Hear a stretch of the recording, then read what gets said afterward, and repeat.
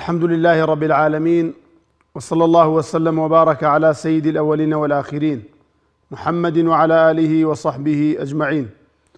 اللهم لا تجعل مصيبتنا في ديننا، ولا تجعل الدنيا أكبر همنا، ولا مبلغ علمنا، ولا إلى النار مصيرنا، وجعل الجنة هي دارنا، اللهم آمين. برایان و خوشکانی بەڕێزم لە هەر شوێنێکن، سەلام و ڕەحمەت و میهرەبانی خوای پەروەردگار بڕژێ بەسەر هەموو لایەکتانە. عەزیزانم، ئێمەوە نزیکی مانگێکە لە دەورەیەکی بەردەوام داین.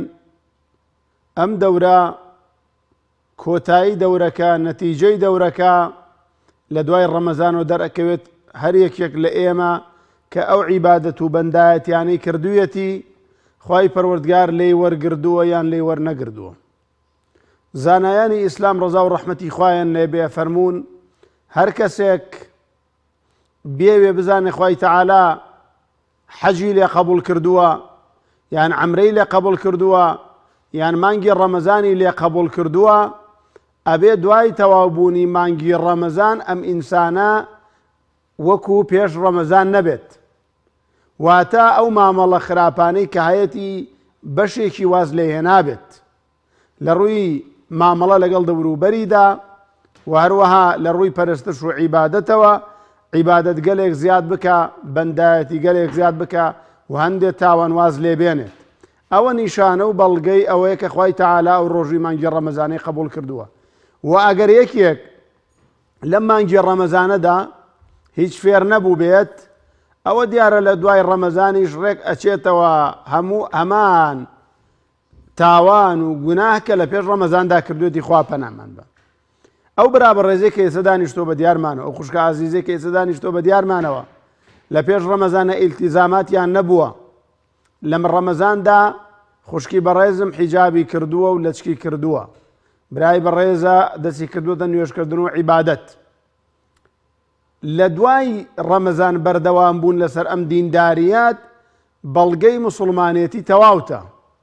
و خوا پەنامان بە ئەگەر لە دوای ڕەمەزان بەردەوام نەبی لەسەر خواناسی و دینداری، ئەوە بەڕاستی خەلەل لە ئیماندایە، خەلەل لە بیرکردنەوە و هۆشتا هەیە بەرامبەر خوای پەروەردگار جەلە جەلالوه. بەڕێزان، ئینسان زۆر قەرزاری خوایە، هەتا وەکو خوای پەروەردگار ژیان و هەناسەت باتێ تۆ ئەبێ عیبادەت بۆ خوای پەروەردگار بکەیت.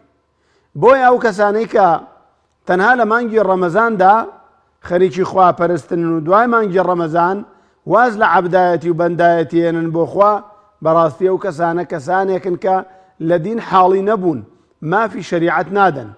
ئاخر خوشکی بەڕێزم، برای ئازیزم، تۆ چۆن ئەبێ لە مانگێکی ڕەبەقی ڕەمەزاندا نانت لە خۆت حرام کردووە، ئاوت لە خۆت حرام کردووە، لە ڕۆژی ڕەمەزاندا شەوانیت بە لەیلەتولقەدر و عیبادەت زیندوو کردوێتەوە بە تەراویح، بەڵام دوای ڕەمەزان بچیتەوە سەر هەمان گوناه و تاوان و سەرپێچی کە لەسەری بوویتە.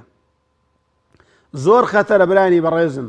ئینسان ئەبێ بەردەوام بێ لەسەر دینداری، ئەبێ ئیستیقامەیە بێ لەسەر دینداری و خواناسی.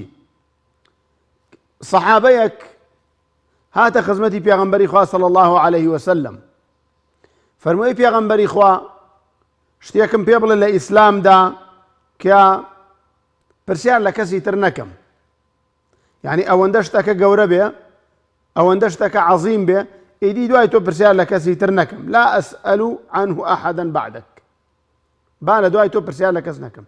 پێغەمبەری خوا صلی الله علیه وسلم بەم سەحابە نازدارەی فەرمووی چی؟ فەرمووی قل آمنت بالله ثم استقم. بەڵێ ئیمانم بەخوا هێناوە، پاشان لەسەر ئیمان هێنانەکە بەردەوام بە. یعنی نەک ڕۆژێ نوێژ بکەیت و دوو ڕۆژ نەیکەیت، مانگێک عیبادەت بکەیت و یان زەمان واز لە عیبادەت بێنی، ئەوە کارە ساتە. زۆر گرنگە ئێمە ئیستیقامەمان لەسەر دینداری هەبێ، لەسەر خواناسی. پێغەمبەری خوا صلی الله علیه وسلم فەرمووی شەیبەتنی هود و ئەخەواتها، سوورەتی هود منی پیر کرد. سوورەتی هود یەکێکە لەو سوورەتانەی کە پێغەمبەری خوای پیر کردووە.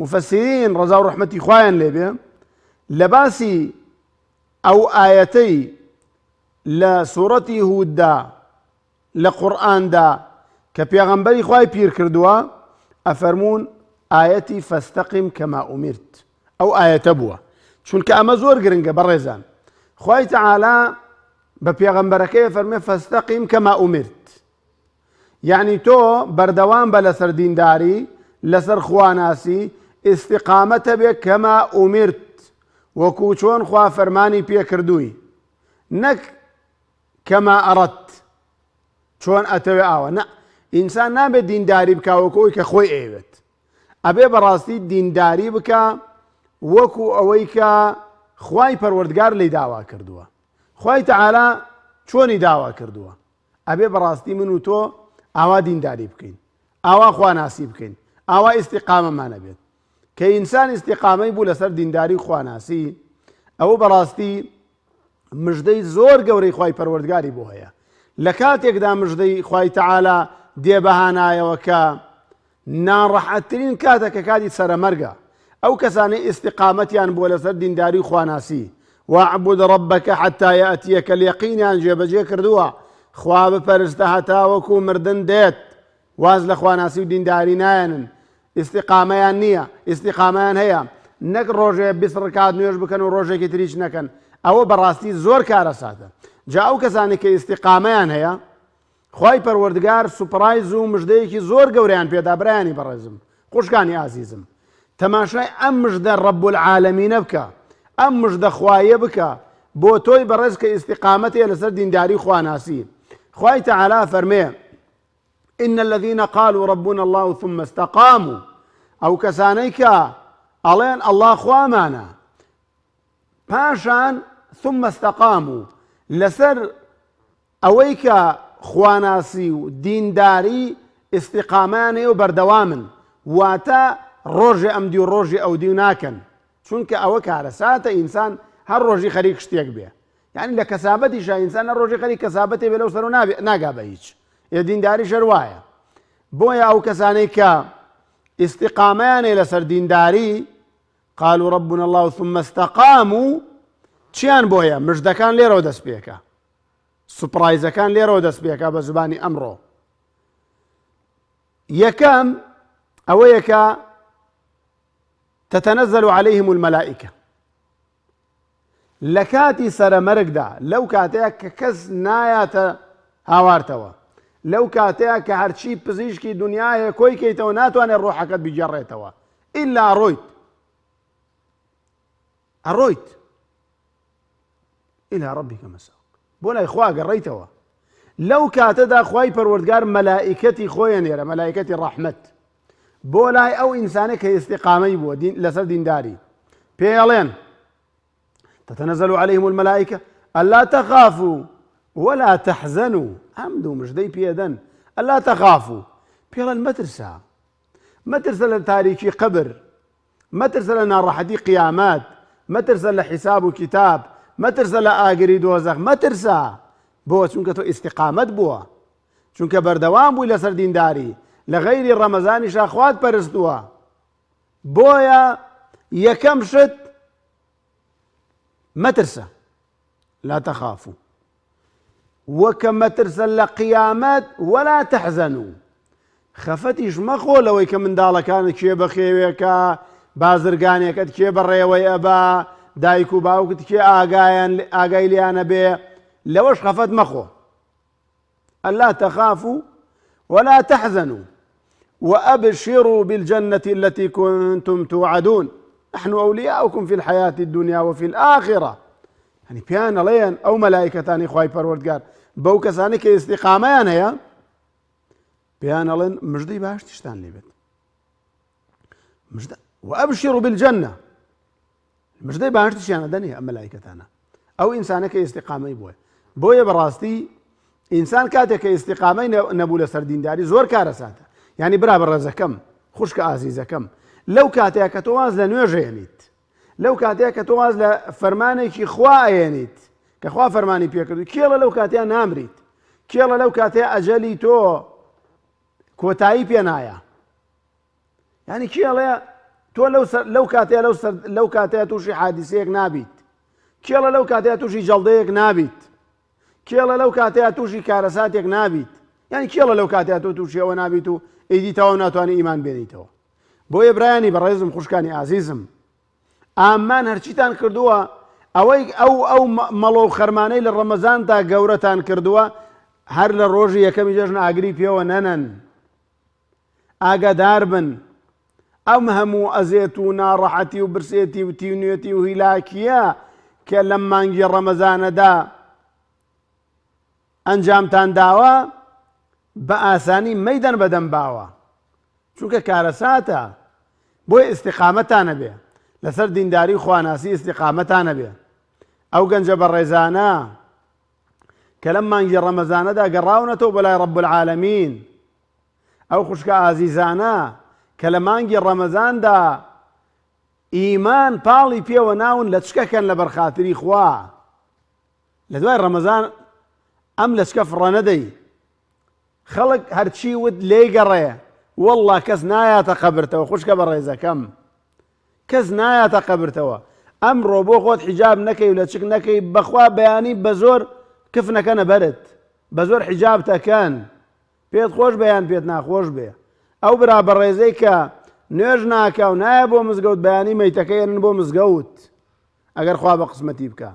بۆیە ئینسان با هەر لە دنیادا لەسەر دینداری و خواناسی بەردەوام بێ، تا وەکو لە سەرمەرگیشدا خوای پەروەردگار ئەو مەلائیکەتە خۆشەویستانە بنێرێ بۆ لای ئەو مژدانەی بنێ، چونکە دینداری و خواناسی بە ئیستیقامەوەیە، هەتا سەر ئەبێ بەردەوام بیت. شەیطان ئیستیقامەی نەبوو، خۆ دیندار بوو، بەڵام ئیستیقامەی نەبوو، بەردەوام نەبوو. بۆیە بەڕاستی تووشی ئەو کارە ساتە بووە کە تووشی بووە. من و تۆیش بەڕێزان ئەگەر لەسەر دینداری و خواناسی بەردەوام بین، ئیستیقامەمان هەبێ، یەقینتان هەبێ کە خوای پەروەردگار ڕێزمان لە مەلایکەتەکان زیاتر لێ ئەگرێت. بەڵام ئەگەر جانبەکەی تر لێ یەکدێن، چونکە ئینسان دوو جانبە، جانبی خێر و جانبی شەڕ. ئەگەر جانبی خێر و چاکەی هەڵبژار لە مەلایکەت بەڕێزترە بێ، ئەگەر جانبی شەڕ بەم ئینسانەیە زاڵ بوو، جانبی شەڕ، ئەوە لە شەیطان خراپتری لێ دێ. بۆیە ئامان ئاگادار بن، ئامان وریا بن، ئەو عیبادەتانەی کردوتانە مەرجی قبولبوونی، نیشانەکانی قبولبوون و وەرگردنی ئەو عیبادەتانە ئەوەیە دوای ڕەمەزانیش ئاگات لە دینداری خواناسیەکەت بێت.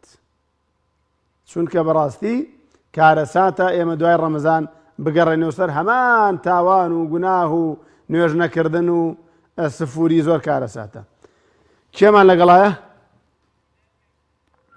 کاک هونەر. ئەلۆ، بەڵێ گیان. باشی مامۆستا. زۆر سوپاس کاک هونەر گیان. مامۆستا بێ زەحمەت پرسیارێ. گیان لە خزمەتتام.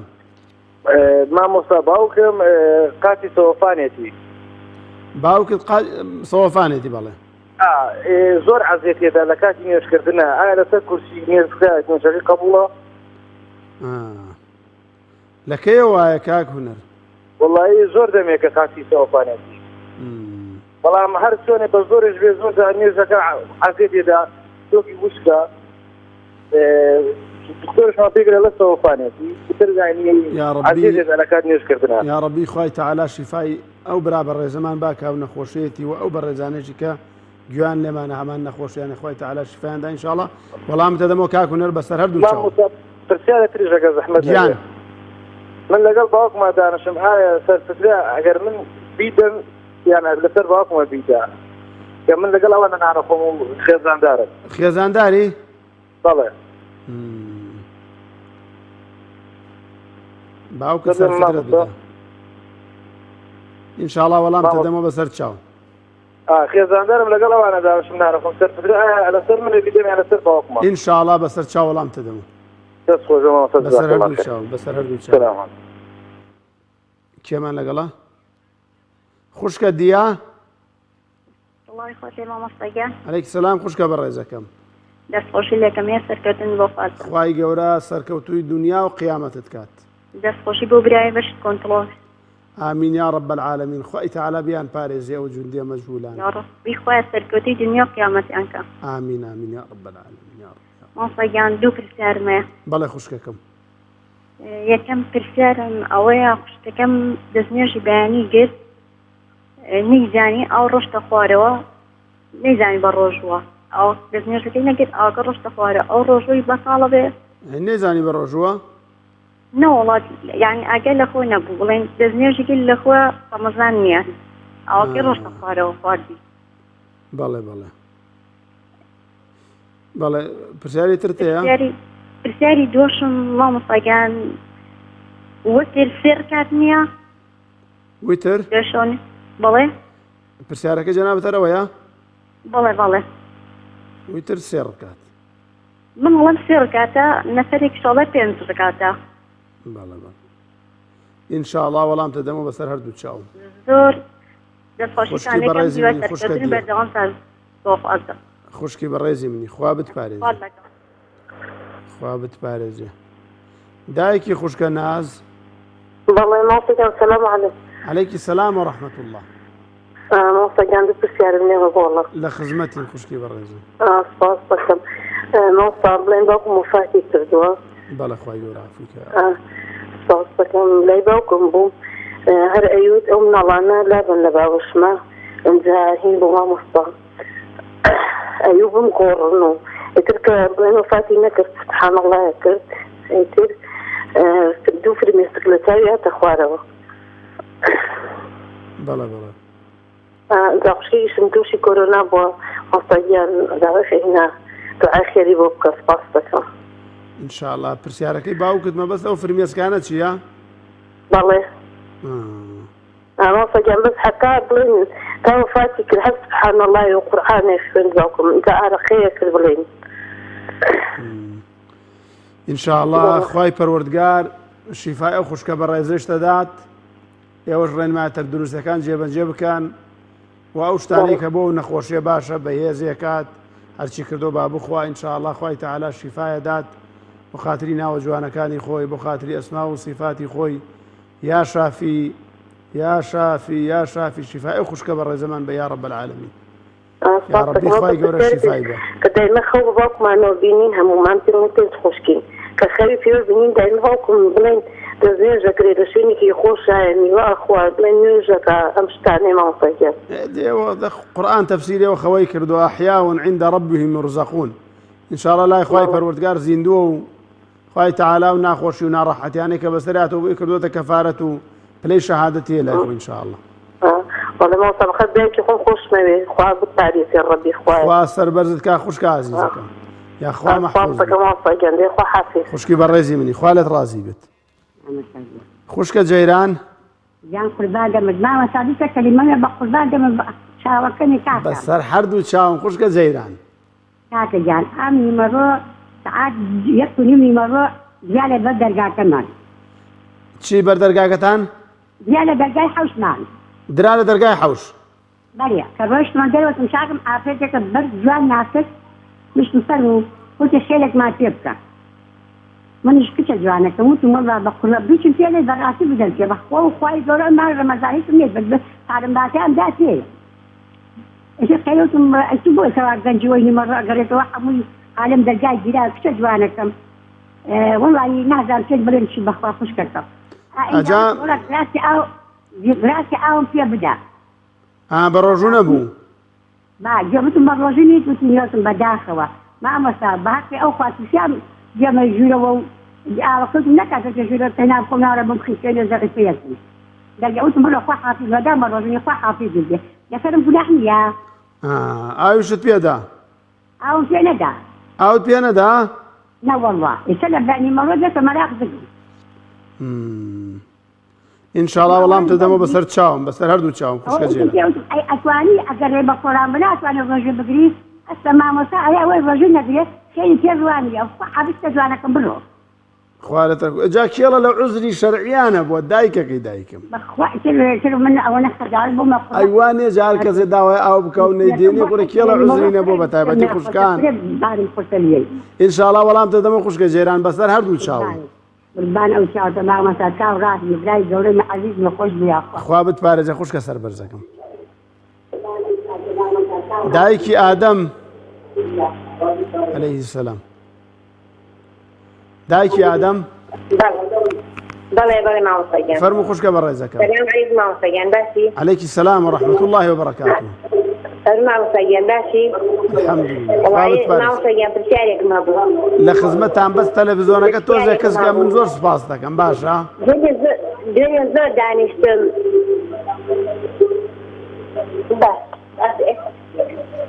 بەڵێ.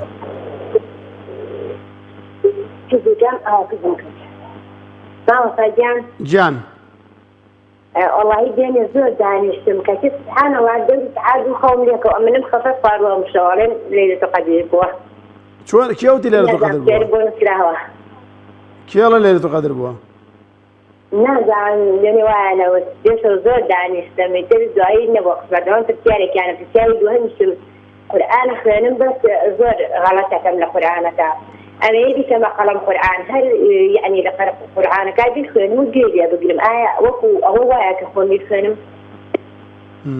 یعنی گوێ لێ بگری بە قەڵەم قورئان؟ بەڵێ بەڵێ زۆر هەوڵەدەم فێربم زۆر هەوڵەدەم بەخوا ماوەساشم گرتووە لەسەر دەریشێکمان خەریکم و کەچی سبحانەڵڵا هەر هەستەکەم زۆر غەڵەتەکەم. ئینشاءڵڵا وەڵامتە دەم و دایکی ئادەم بەسەر هەردوو چاوم. چاو خۆشی مامۆستاگیان خوای گەورە بتپارێزێ خوشکەکەم. باوکی کاک ئەحمەد. عەلەیکم السەلام وەڕەحمەتوڵڵا. باوکی کاک ئەحمەد یەک تۆزێ سەوتت بەرزەوەکەی من زۆر سپاس دەکەم. بەڵێ. نوێژنی وەڕوانەکەن بەس عەسر زەکات خۆیان ناتوانین ئەوێ دەبیکەین بەرنی وەڕۆ. نوێژی نیوەڕۆ عەسر لە کاتی خۆیان ناکەن؟ نوێژنی وەڕۆ ئاعتیادی و کاتر نانە. چۆن چۆن؟ نوێژی عەسر ئەتوانین نیوەڕۆ دەبیکەین. ئەی نوێژی عەسر بێنی بۆ لای نیوەڕۆ؟ بەڵێ. هەرە پرسیارەتە بوو؟ بەڵێ. ئینشاءڵڵا وەڵام دەدەمە بەسەر چاو. بەسەر هەردوو چاوم. کاک حەسەن گیان. السلام عليكم مامۆستا شاخوان. عەلەیکم السەلام وەڕەحمەتوڵڵاهی وبەرەکاتوه.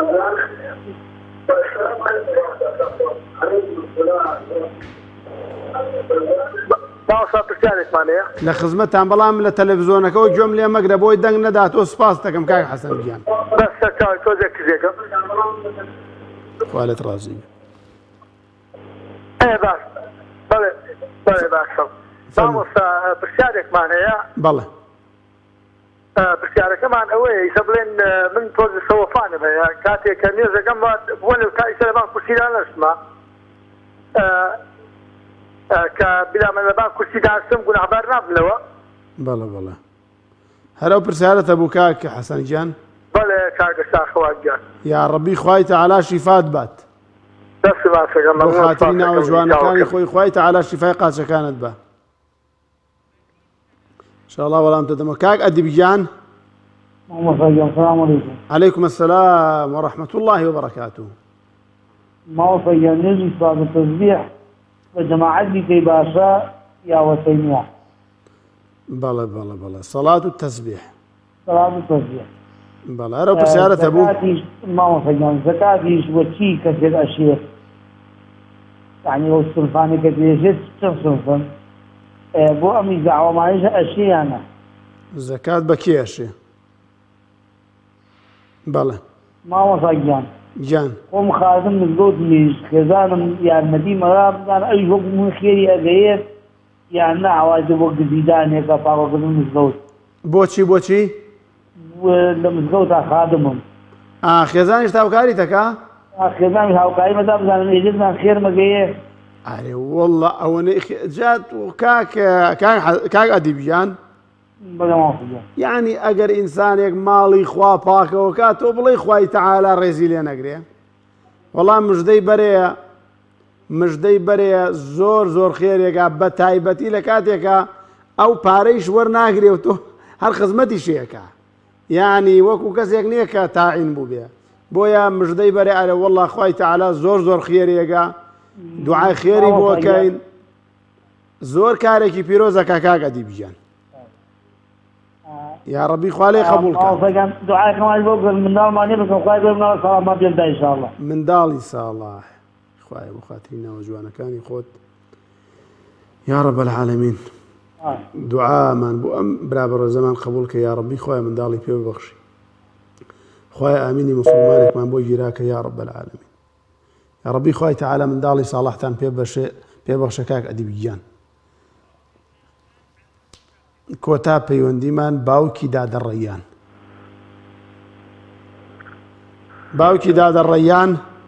السلام عليكم عليك السلام ورحمة الله خوي تعالى لدرجاي الريان وبتخاتە باشتەوە يا رب العالمين وانا ما وصيان الله إخواتان لي به عليك السلام ورحمة الله دەست خۆشی بەرنامەکەتان دێکم خوا پایەدارتکە قوربانت ما وصيان گیان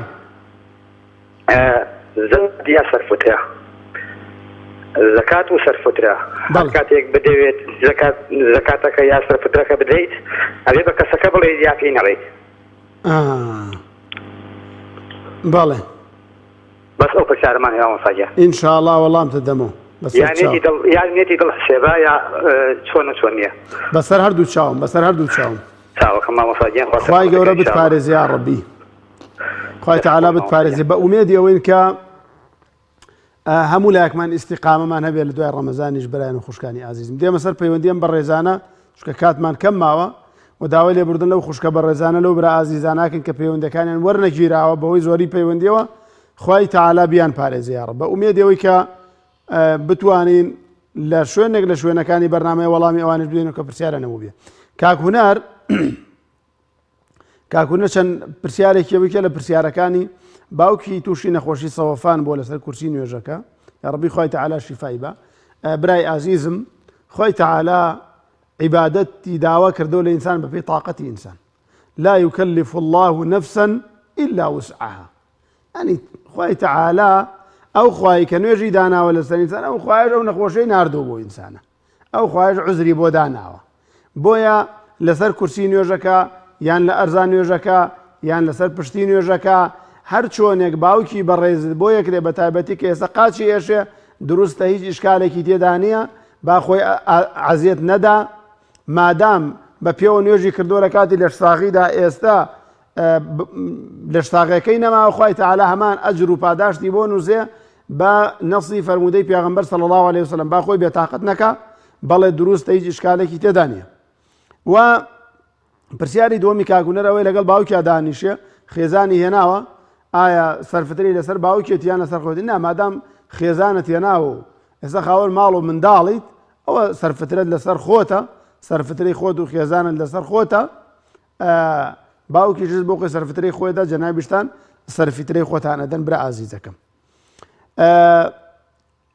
دیەخان خوشکە دیە خوشکی دەستنوێژی گردووە لە کاتی دەستنوێژەکەدا نەیزانیوە بە ڕۆژوو بۆ ئەو چۆتە قوڕگیەوە ئەنا خوشکە بەڕێزەکەم ئاوی خواردو چۆتە قوڕگیەوە نەیزانیوە بە ڕۆژوو بووە ڕۆژۆکەی نشکاوە ڕۆژۆکەی قبوڵە هیچ ئیشکالێکی تێدا نییە ئەوە ڕزقێکە خوای تەعالا پێی داوە ئاوەکەی خواردوێتەوە هیچ کێشە و ئیشکالێکی تێدا نییە ڕۆژۆکەی قبول و ڕۆژەکەی دروستە و گرنەوەشی لەسەر نییە خوشکە ئازیزەکەم طبعا نوێژی ویتر چەند ڕکعاتە نوێژی ویتر بەعام 3 ڕکعاتەکەین خۆمان ئەتوانی زیاتریش بکەی بەڵام گرنگەوەی ویتر بێ واتە ئەگەر 2 ڕکعاتت کرد ڕکعاتێکی لەگەڵا بکەی بیکەیتە 3 ئەگەر 4ت کرد ڕکعاتێکی لەگەڵا بکەی بیکەیتە 5 ئەگەر 6ت کرد ویتر ڕکعاتێکی تری لەگەڵا بکەی بیکەیتە 7 گرنگەوەی تاک بێت ئیدی چەند ڕکعاتەکەی ئینشاءڵڵا ئیشکالی تێدا نییە خوشکە بەڕێزەکەم خوای گەورە بتپارێزێ بەڵام دیارە لە فەرموودەش هاتووە کە 3 ڕکعات ئێستا لە مزگەوتەکانە ئەکرێ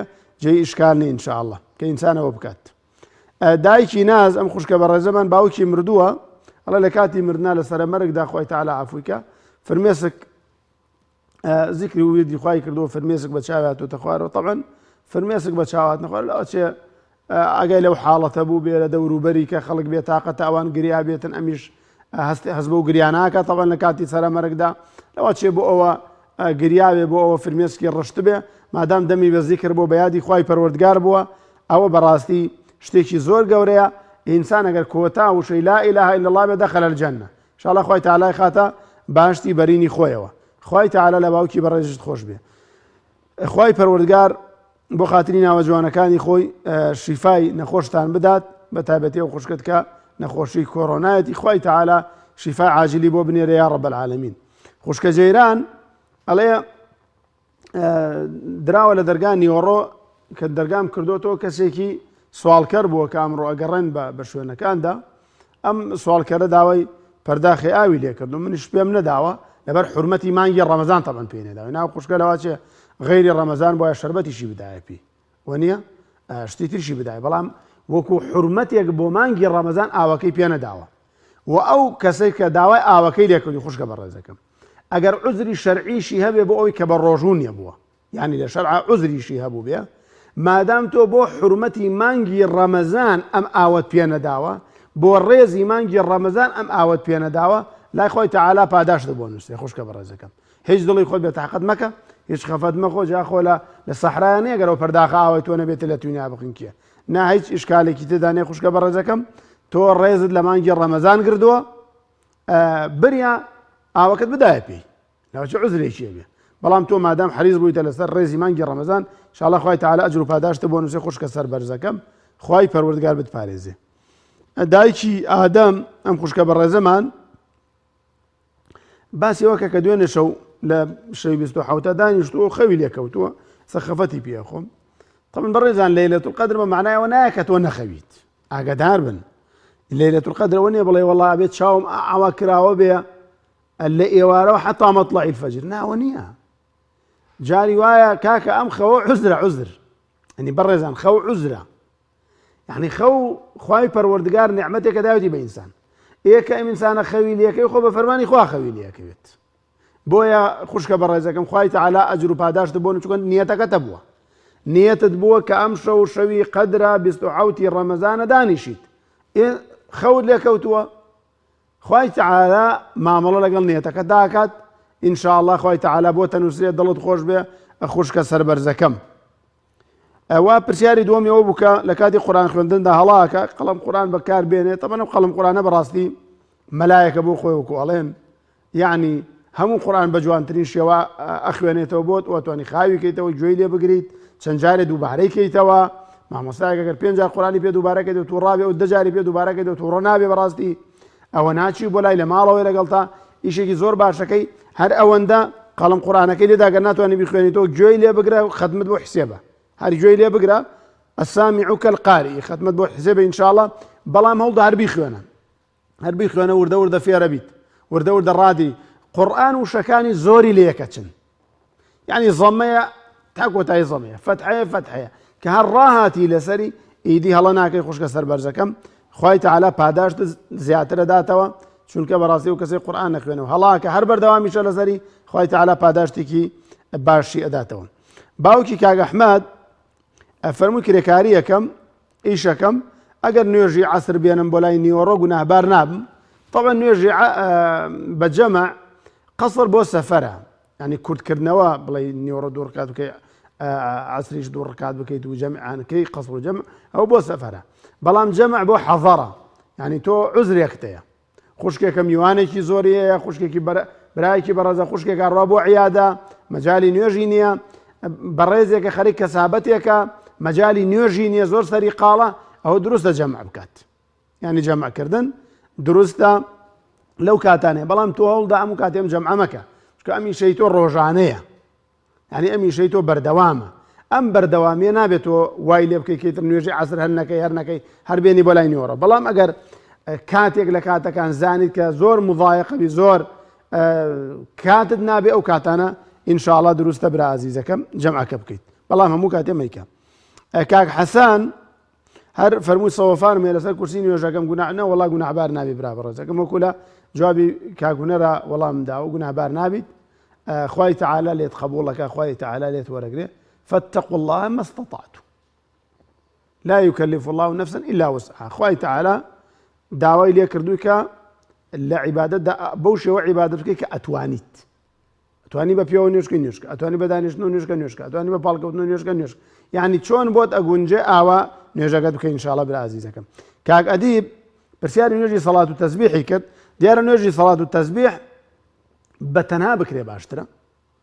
بۆ چونکە نوێژی سەڵات و تەسبیح کۆمەڵە زیکری تایە، لەوان چێ مامۆستاکە تۆزێ سەریع بیخوێنێکێتر تۆزێ خاو بیخوێنێ، مامۆستاکە تۆزێ خاو بیخوێنێکێتر سەریع بیخوێنێ، ئەمجا نوێژەکە کاتی زۆری پێچێ بە جەماعەت ئەکرێ، بۆیە بەتەنها بکرێ باشترە. نوێژی سەڵات و تەسبیح بەتەنها بکرێ باشترە، ئینسان حورترە، ئازادترە، ئەتوانی زۆر لە سوژدەیە بمێنێتەوە، زۆر لە ڕکوعا بمێنێتەوە. بەرحاڵ بەتەنها بکرێ باشترەوە. 4 ڕەکاتە تەمەن دوو ئەیکێ نوێژی سەڵات و تەسبیح دوو. دیارە فەرمودەکە ئیشی پێکرێ حەسەنە. پرسیارێکی تری کاگەدی بۆ بوو زەکات بە کێشە. تەمەن قورئان دیاری کردووە. قورئان دیاری کردووە کە زەکات بە کێشێ، بە خەرزارەشێ، بە مؤلفەت قولوب، زەکات بە فەقیر و میسکینەشێ، فی سەبیل الله کە ئەمڕۆ فی سەبیل الله لە کاتێکدا جیهاد و تێکۆشان بۆ ئێستا جیهادەکە گوازراوەتەوە. مەسەلەن جیهەتێکە خەریکی داعوە و خەریکی بانگەوازە، کەناڵێکە خزمەتی دینەکە بە شێوازێکی ڕاست و دروست، ئەوە تۆ دروست هاوکاری بکەی بۆ ئەوەی کە ئەو کەناڵە و ئەو مینبەرە، ئەو میحرابە، ئەو شوێنەی کە خزمەتی دینی تاکە نەکوژێتەوە دروستە لەسەر فتوای زانایان زەکاتیان بیتێ. کارێکی زۆر پیرۆزەکەی، کارێکی زۆر چاکەکەیت. باوکی دادەڕێیان پرسیاری ئەوەی کە زەکات و سەرفترە ئەگەر بیدەی بە کەسێ بێ پێ بڵێ ئەمە سەرفترەیە، نەوەڵا ئەگەر ئەزانی پێشە پێی ماڵێ، ئەزانی ئەم کەسە تۆ کە بۆیە بەدراوسێتە سەرفترەی پێشە، زەکاتی هەر کەسێ زەکاتی پێ بشێت سەرفترەیەکی پێشێت، ئاگادار بن. پێشە پرسیاری لێ مەکەی، حراجی مەکە، بڵێ کاکەوە سەرفترێ پێ دەشێت زەکاتە نە پێی ماڵێ. باشتر وایە پێی نەڵێ برا عەزیزەکەم، ئەوە لە سوننەت و نزیکترە. ئەگەر ئەزانی پێی ناشێ مەی دەرێ و پرسیاریشی لێ مەکە. لە کۆتایی لە خۆی پەروەردگارە پاڕێن، یا ڕەبی خوا لە گوناهەکانمان خۆش بی، یا ڕەبی خوا لە گوناهی دایک و باوکمان خۆش بی. خوای ئەم بەڕێزانەی کە پەیوەندیان کردو، داوای دوعای خێران بۆ خۆیان و بۆ نەخۆشەکانیان کرد، یا ڕەبی خوا شیفایان بی، یا ڕەبی خوا شیفایان بی، یا ڕەبی خوا و برا بەڕێزانە و خوشکە عەزیزانە کە ئێستا بە دیار شاشەکەەوە دانیشتون و ئامین بۆ دوعاکانی ئەماکەن، یا ڕەبی خوا چی لە دڵیانەیە بۆیان جێبەجێ بکەی، یا ڕەبی خوای تەعالا مەرازیان حاصڵ کەی، یا ڕەبی خوای تەعالا ئەگەر نەخۆشن شیفایان بی، ئەگەر کێشەیان هەیە بۆیان چارەسەرکەی، خوای تەعالا ڕۆژی ڕەمەزانت لێ قبول کردبێتن، یا ڕەبی خوایە شەوی لە بەرەکەتی شەوی قەدر بێ بەشت نەکردبێتن، یا ڕەب العالەمین. یا ڕەبی خوا لێ تەپاڕینەوە بۆ خاتری ناوە جوانەکانی خۆت، بۆ خاتری ئەسما و صیفاتی خۆت، یا ڕەبی خوای تەعالا قەرزی قەرزارەکانمان ئاداکەی، یا ڕەبی خوای تەعالا دڵی دەوڵەمەندەکانمان نەرمکەی، بە زەیان بە هەژارانە بێتەوە، لەم بەرە جەژنانە ئاگایان لێیان بێت. یا ڕەبی خوای تەعالا هەر کەسێک لەم مانگی ڕەمەزانەدا ماڵی بەخشیوە، خوای تەعالا دەقات بۆی پڕکەرەوە، یا ڕەب العالەمین. یا ڕەبی خوایە بۆ خاتری ناوە جوانەکانی خۆت ئەوەی ملیۆنێکی بەخشیوە 10 ملیۆنی پێ بدەی بە حەڵاڵی، یا ڕەبی خوایە دووری کە لە نەخۆشی، دووری کە لە ناخۆشی، دووری کە لە قەرزاری، دووری کە لە ڕەفیقی خراپ، دووری کە لە بەڵاو موسیبەت، یا ڕەب العالەمین. خۆی و ماڵ و منداڵی، یا ڕەبی خوایە دووری کە لە چاوی پیس، دووری کە لە حەسادەت، دووری کە لە کەسێک کە زەرەر و زیانی پێگەێنێ، یا ڕەب العالەمین. یا ڕەبی خوای تەعالا هەر کەسێکیش ماڵ نابەخشێ، چروکە ڕەزیلە، ئاگای لە هەژار و نەدار نییە، بەزەی بە هەژارە نایەتەوە، یا ڕەبی خوای تەعالا ماڵەکەی لێسەنیتەوە بۆ خاتری ناوە جوانەکانی خۆت، بیدەی بە کەسێکە تر کە ئاگای لە هەژاران و نەداران و بەندە ساڵحەکانت بێ، یا ڕەب العالەمین. یا ڕەبی خوای تەعالا ڕۆژووی مانگی ڕەمەزانت لێ قبول کردبێتین، لە کۆتاییدا بەستی ونێتی و برسێتیمان بۆ نەمێنێتەوە، یا ڕەب العالەمین. یا ڕەب العالەمین ئەوەی لەبەر خاتری تۆ ئێمەی خۆشەوێ، خوای پەروەردگار تۆ شاید بێ ئێمەش لەبەر خاتری تۆ ئەومان خۆشەوێ، یا ڕەبی خوای تەعالا لیان خۆش بیت، قەڵەمی عەفو بەسەر تاوانی هەموو لایەکمانە بێنیت، تا شەوێکی تر لە شەوەکانی مانگی پیرۆزی ڕەمەزانە بە خزمەتتان نەگەینەوە، هەموو لایەکتان بە خوای پەروەردگار ئەسپێرم. وصلى الله على محمد وعلى آله وصحبه أجمعين.